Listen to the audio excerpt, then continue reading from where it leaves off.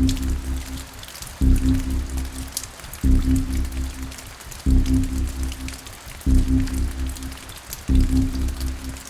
is a weekly permanent death update.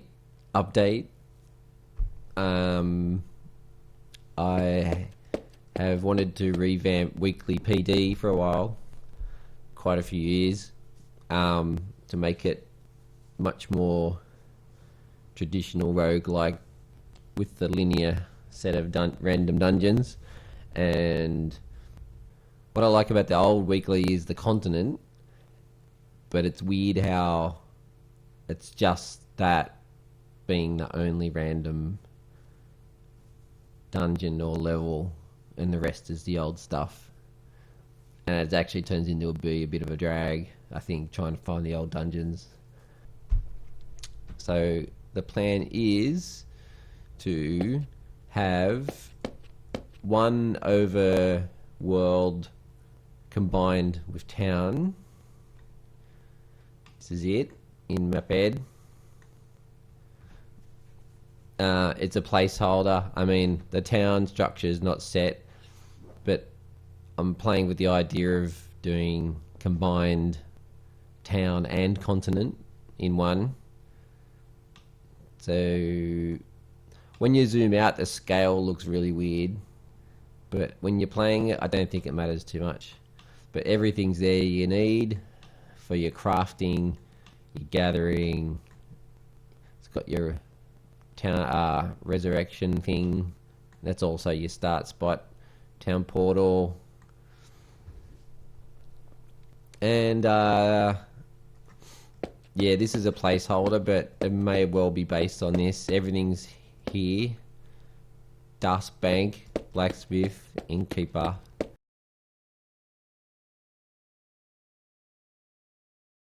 Now, one thing is the dungeons are pretty aggressively re-randomized.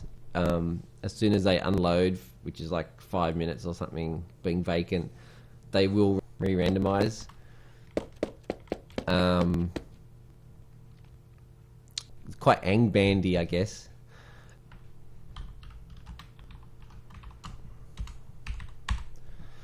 So the first level dungeon is this one, which is similar to the Beholder map.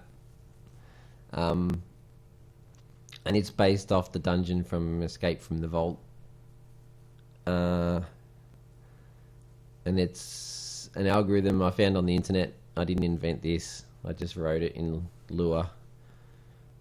And there's 25 rooms, and there's always a guaranteed path from the entrance to the exit. So weekly's gonna have, at the moment, there's 6 algorithms for dungeons. Let's look at them in map ed. So there's this one with the 25 rooms. If we load level 2, this is another style, which is in Escape from the Vault. This is another algorithm that I didn't make up, but I implemented in Lua. It's hard to describe how it works, but I think essentially it draws a bunch of random squares and then squishes them together. Maybe. I don't know. I haven't studied it. But it's pretty cool. It looks better in map ed, but when you play it, it's kind of annoying because it's quite maze-like, as opposed to this one, which kind of looks really bland, but to play it, it's kind of cool. It's almost linear. It's got wide corridors. That was my idea. I put that in for Beholder. And it's just kind of easier to play, while this style looks fantastic. It's a cool algorithm. It's such good shapes, but it's a bit annoying to play. But that's a good trade-off. And the next algorithm is the classic EUO rank dungeon algorithm. This is my algorithm from about, I don't know, 12 years ago or more. That's a bit wacky. Look at all those doors. It just draws, I think, 9 rooms or something and makes sure they're all connected. And the next algorithm is the classic rank stank cave or stinky cave or whatever it's called. I didn't invent this algorithm, but it's pretty simple. It's just start with a filled-in cave and randomly you have a little carving square and you randomly move it around and it just spreads out. Before you know it, you have a cave. Makes for a decent map. Looks interesting and is usually plays okay. Now, this is an interesting algorithm. I had this idea. This is basically the continent from the current weekly, and it's based on Perlin noise. You should look that up. And what this is, it's kind of like a noisy cloud. You can imagine this as a grayscale cloud, and the darker it is, and then it's converted into a height map. And so the darker bits become mountains, and the lighter bits become water, and everything else is the rising and falling land in between. But I converted this into a dungeon by making all the water brick and all the mountains brick, and the foothills are lava, and everything else is random tiles. And it actually plays pretty well. It's kind of open. There's a ladder. They're kind of big maps and open, so they kind of play okay. They certainly look spectacular in there. We'll go down and have a look at one. And the final algorithm is the Euotopia cave from Son of the Butcher in Apocalyptic, which uses your Euotopia algorithm to carve out the blank areas, the purple tiles, and then it uses a second pass to put in chunks of water. Or this one's got water, this one's got chunks of dirt and void. This one's got chunks of void. So you can see the little I can't explain it perfectly, but again, I didn't invent this. I had the idea of layering 2 layers of CA on top of each other. So one to carve out the cave and one to apply the puddles. But that works pretty well. It plays well, it looks good. And then back to level 7. So there's the 6 algorithms. There's 48 at the moment levels. And the spawners are just... there's a list of all the spawners, and they're just divided evenly between 1 to 48 dungeons. And yeah, that's working out okay so far. Now, another exciting thing is I'm using this concept of vaults from, can't remember what game it is, one of the roguelikes. Right, we're here. So this ladder here is probably a vault. So let's go and check it out. So a vault is something I had an idea from ages ago for EUO. And one of the roguelikes do it, where in a fully procedurally generated dungeon, you can have little mini dungeons that are prefab. And so EUO's got tons of prefab content, obviously. So I wrote a little script to save all simple rooms out of all existing dungeons, and they become enterable mini dungeons within the main dungeon. Now, this one, I don't know if you can tell what it is. I know what it is. But this is, as you can see down here, Fancy Vault 26. And I'm still working on the spawners, but at the moment it's got the same level spawners as the parent dungeon. I think that's it.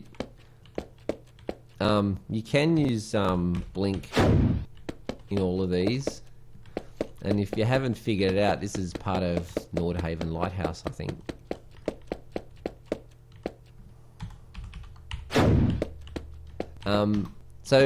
And that's randomly selected. So dungeon level 1 has a randomly placed fancy vault, and this is 26. So I think there's about 40 or so fancy vaults, and they randomly can occur. I should put loads of treasure in them, or a boss or something interesting. At the moment there's just spawners. Anyway, let's zip through here and make our way to the end, where I will show you something interesting.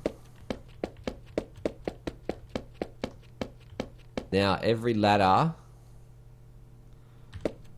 Now, I've already got one, but to get down to the next level, you need an item called a dungeon rune. And to get down to level 2, you need dungeon rune 2. And guess what? Ladder Guardian number 1 drops dungeon rune 2. So you need to kill the Ladder Guardian. You have to kill him to get the rune. I've already got it, so I won't get it again. And I've also got his ear. But if I hadn't had it, I couldn't go down.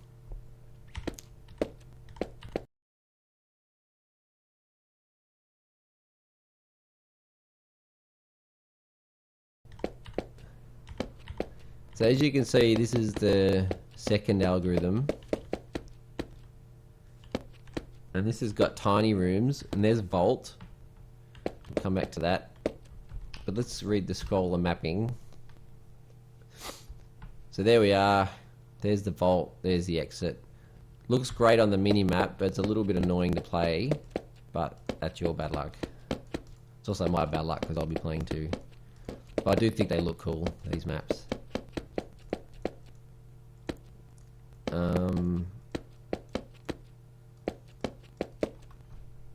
So what vault can this be?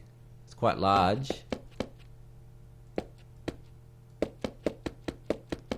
Oh, it's Broden's Keep.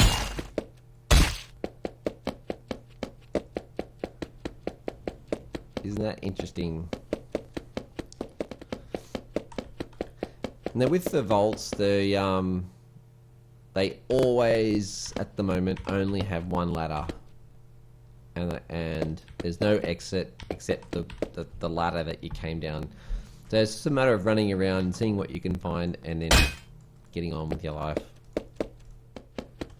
There's Ladder Guardian 2, we've already got the rune. And now we're into dungeon level 3. Read the scroller mapping. Let's check out the vault. There it is. Ha! And this is the swimming pool from Khazad-dûm. That's pretty cool.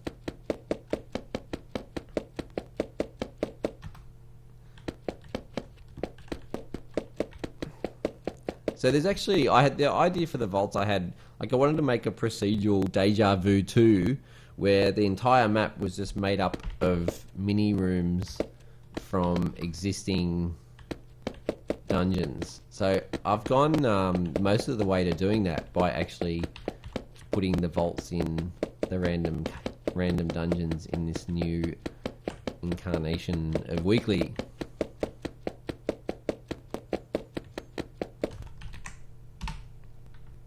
We've got a bit of a way to go. This will probably be the vault. And it's Kodiak's test. No, it's XXX's test of strength. Top level. So the vaults don't bring the spawners with them, obviously. They just bring the shape. There's no features or levers or locks. Strictly just the dungeon shape.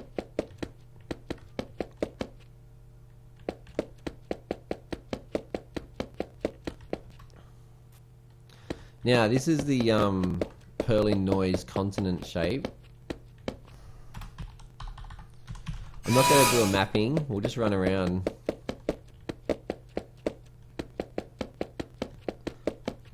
And the only weird thing about it is the big flat wall at the top. It makes it feel like some sort of weird arena. But I don't mind the tile patterns on the floor.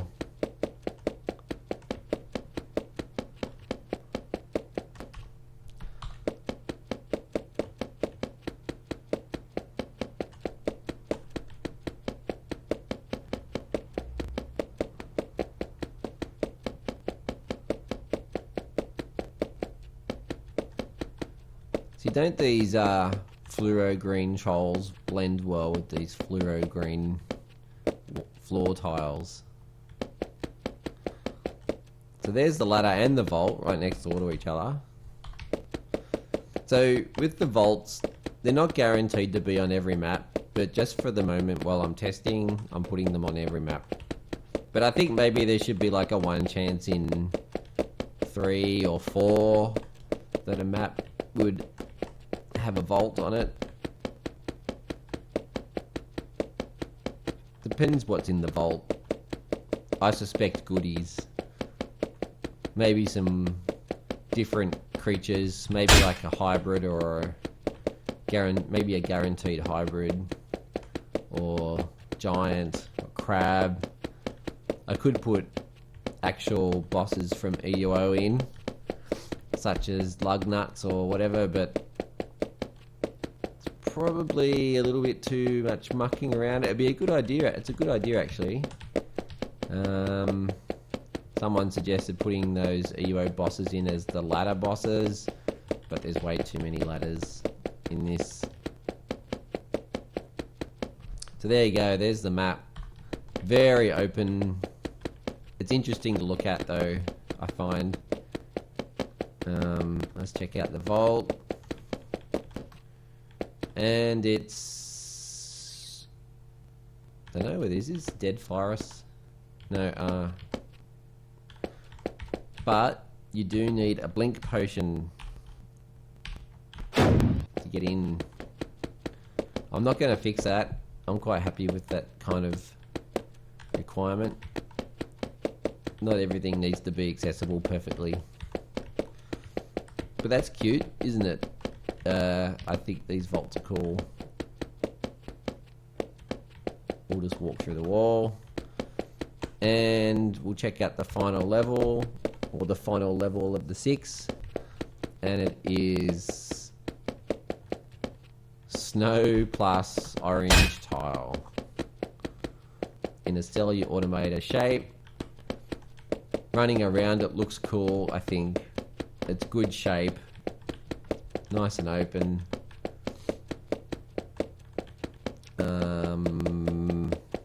No idea where the ladders are. Oh, okay, so that's probably the vault back here.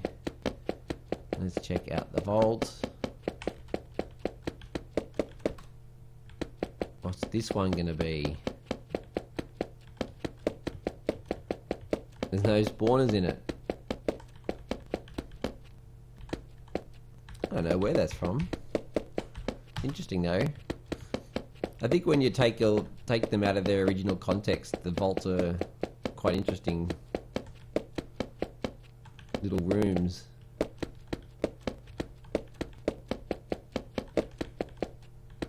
And we are back to the first dungeon style.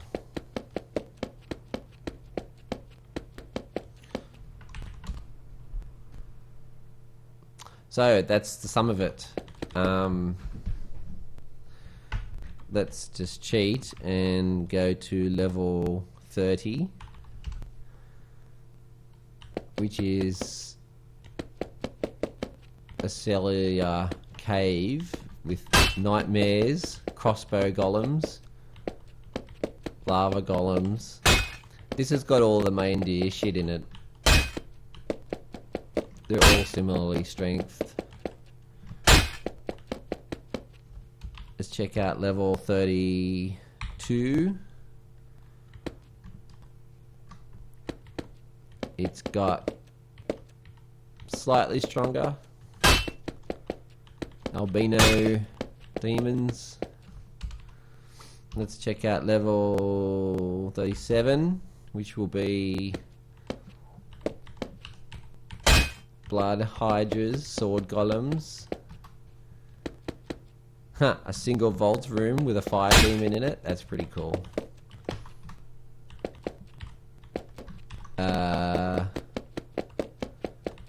Blood golems. Let's check out 42.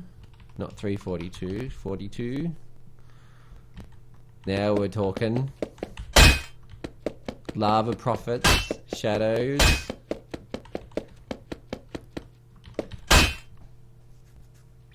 Here's a giant black dragon. He's got some stats. 4200 HP. 26, 25 in. He's going to rip you a new one. 48. This is the last level, 48. It actually goes on to 100, I think, but I'm going to stop it at 48. That's enough. The 48 has got the hardest shit in EUO, which of course is Blood Wyverns, Blood Lords. I don't know what the end is. Probably some Amulet of Yendor shit and bring it back to town. Which is easy because you just use a town portal scroll. Assuming you can get the amulet. Did I actually demonstrate the use of the dungeon room? You don't just... You can actually use them to take you back to the beginning of the dungeon. So we'll use dungeon room 7, and that takes us back to here. Or dungeon room 5 takes us back to here. I'll edit that. Dungeon room 2 takes us to here. I must say there are some really fortuitously attractive color combinations.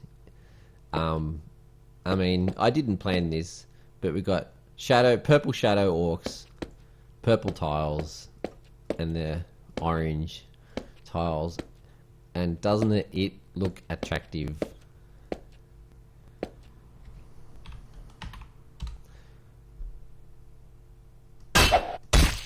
This has been Max from EUO, and thanks for watching.